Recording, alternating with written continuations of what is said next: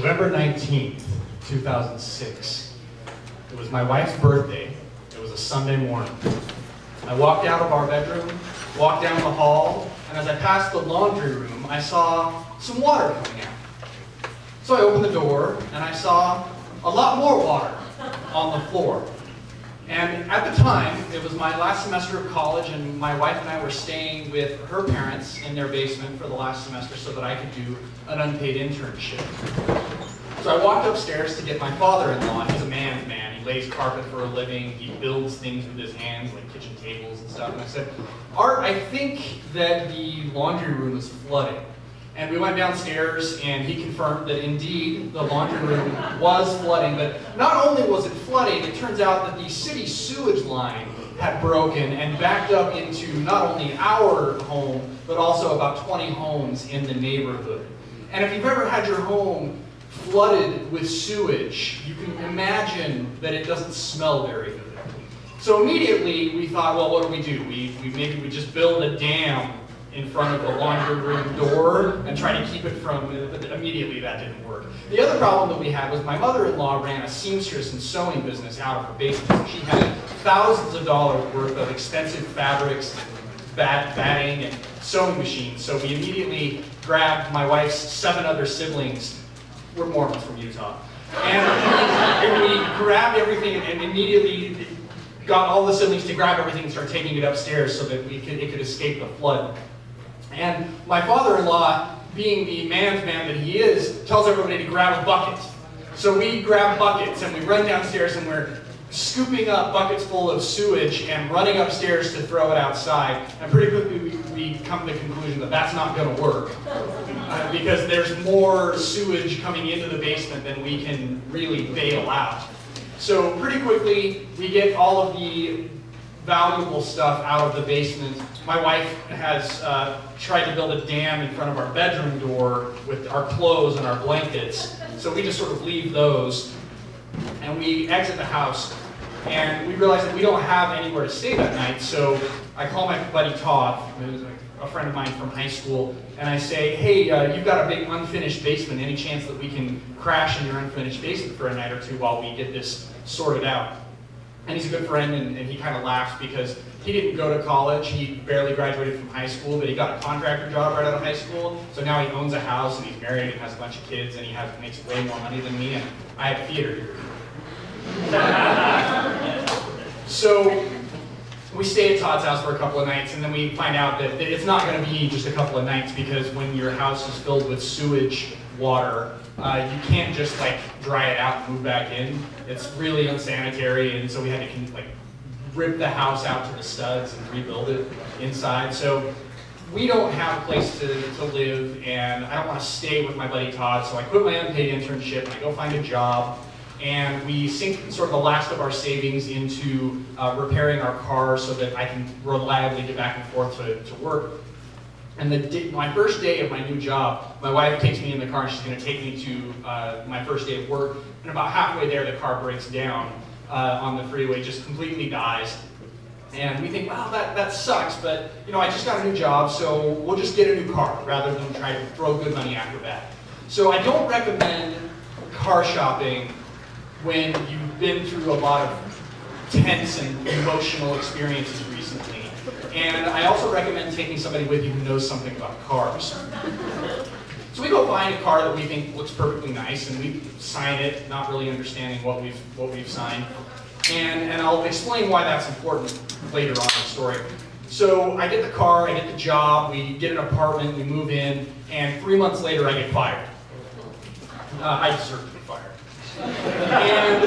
But it's okay. I didn't really love the job anyway, and I have an opportunity to go to Los Angeles and get back into theater. I'm going to direct for a children's theater in Los Angeles. So we pack up our car and we head out to Malibu, where this lady runs a theater camp for all the wealthy kids in Malibu and that area of Los Angeles.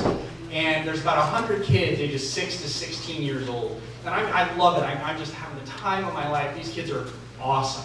So we get out there, and the parents of one of the kids, they have a guest house that we're going to stay in, because everybody in Malibu has like a house, and then a guest house, and then a dog house, and then a pool. And it's just like, it's what everybody does out there.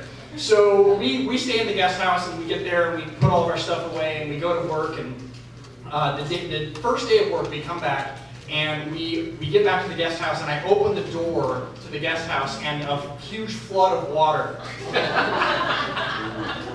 For real.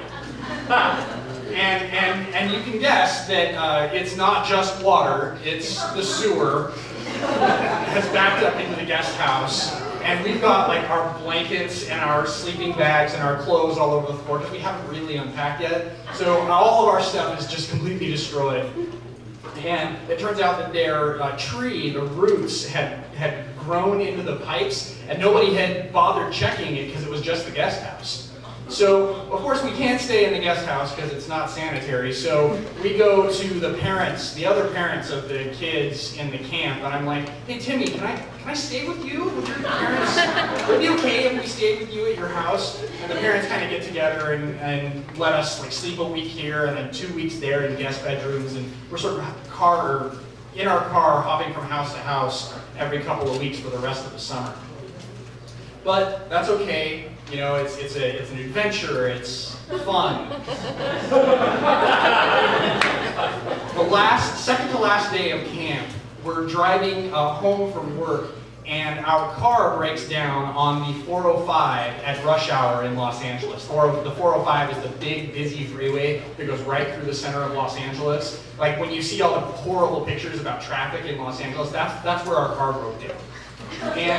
And we sort of coast off the freeway, off of an off-ramp, and we park at the bottom of the off-ramp, sort of on the shoulder of the road, and the engine's just totally shot. Turns out that when you buy a used car and you don't know what you're doing, that you maybe should have taken someone with you who did.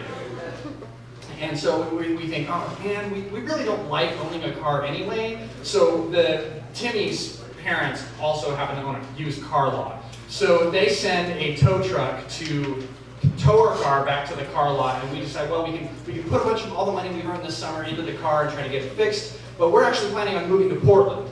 So instead, we'll rent a car and drive to Portland, and through some friends of some friends, we've met this person who's going to let us stay in one of her rooms, and we specifically asked, you know, we want to make sure that you don't smoke because my wife's sensitive to cigarette smoke and it kind of bothers her. So we get there, and not only is she a smoker, of course, but she also has 4 cats, and those 4 cats all have urinary tract infections. So the house smells like stale cigarette smoke, stale cat pee, and fresh cat pee. So we move in because we don't have anywhere to go, and we sort of immediately start trying to figure out what we can do, where we can go, and I start looking for a job, and we find this house sitting network. Oh, this is cool. Like you can they pay to join this house sitting network, and people will have you come house sit their homes. They do background checks and stuff. We're all on the up and up. We don't do drugs. We're Mormons from Utah. And it's great. So we move out of this lady's house, and we're house sit for this lady for a week, and then we have a 6-week house sitting gig lined up. And I'm like, for sure, this will be great. We'll house sit for 6 weeks. I'll get a job. Everything will be perfect. So we finish the 1-week house sitting gig, and the day before we're supposed to go on to the next one, they call us and say, oh, actually, our trip's been canceled, so we don't need you guys. I don't have anywhere to live. Well, my wife, several months ago, had booked a plane ticket back to Utah to go to her sister's high school graduation. So we moved that plane ticket up, and my wife goes back to Utah, and I sort of couch surf, trying to keep our stuff all together while I look for a job, and I finally find a job, thank goodness, and I get a place for us to live, and I get my wife to come back, and we're all sort of moved in, and we've never owned a car since, and we have also never lived in a place that was in the basement or on the ground floor. Thank you.